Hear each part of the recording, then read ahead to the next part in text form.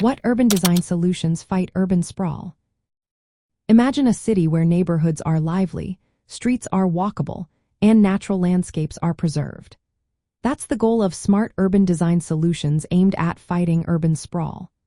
Urban sprawl in the United States often means low-density development spreading into rural areas, making cities less efficient and more dependent on cars.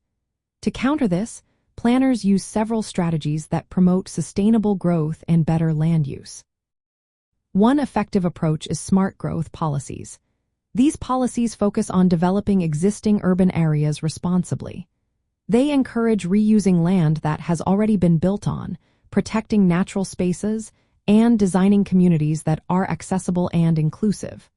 By doing this, cities can grow inward instead of outward, reducing the need to expand into rural land. Another solution is creating mixed-use developments. These combine homes, shops, offices, and cultural spaces in one area. When everything is close together, people can walk or bike instead of drive. There are two main types: vertical mixed use, where different uses are stacked in one building, and horizontal mixed use, where different uses are side by side on the same land. Both options make neighborhoods more compact and lively. Designing with nature is also key. This means planning cities around streams, wetlands, and hills instead of flattening everything. Preserving these natural features keeps communities unique and discourages sprawling, uniform development. It also helps protect the environment and improves quality of life. Reusing old buildings is another smart move.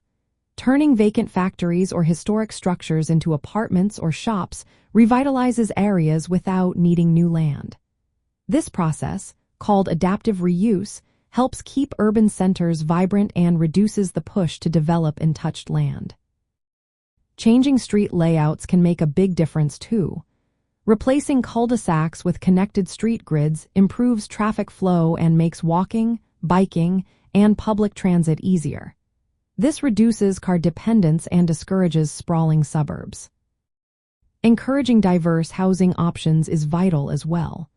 Offering different sizes, styles, and prices attracts a wide range of residents.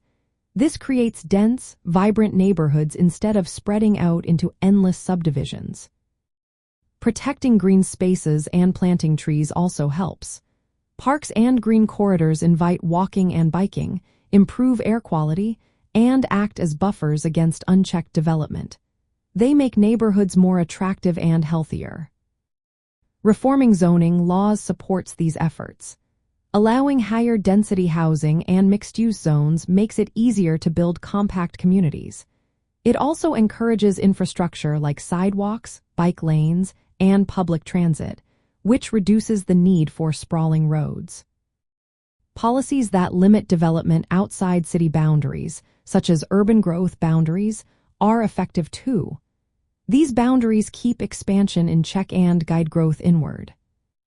Finally, investing in infrastructure and offering incentives motivate developers to follow smart growth principles. Governments can reduce fees or give subsidies for projects that promote compact, sustainable communities. Public investments in transit, schools, and parks make living in these areas more appealing and reduce the urge to sprawl outward. All these design solutions work together to create cities that are easier to manage, better for the environment, and more enjoyable for residents. They help accommodate growing populations while keeping natural lands intact and reducing dependence on cars. This way, communities can grow smarter, healthier, and more connected.